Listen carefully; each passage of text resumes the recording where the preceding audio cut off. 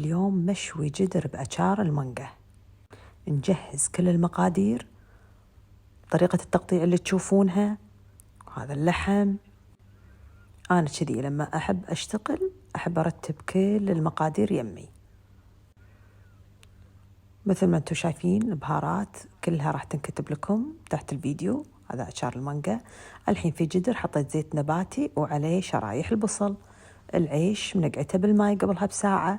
حطيت البطاط والطماط والفلفل العلوب، نسكر شوي غطا. الحين نحط البهارات اللي هي الكركم والكاري والفلفل الأسود، الملح حسب الرغبة. اللحم فايحينه مثل فوح المكبوس، يعني بالبهارات العدلة.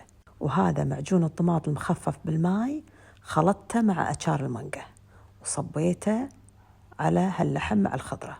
يلا نسوي طبقات: بيديان، يزر، البصل المكرمل، وخليت شوية للتزيين. الحين عقب ما غسلت العيش راح أسلقه بماي ومسمار وهيل فقط، شوي ملح. عقب ما استوى شخلناه.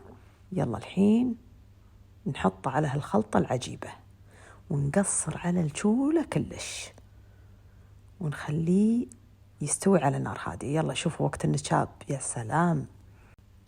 أنا واثقة أن هالوصفة هذه راح تعجبكم. إذا ما تبون بلحم مو لازم، يصير مشخول بطاط وطماط.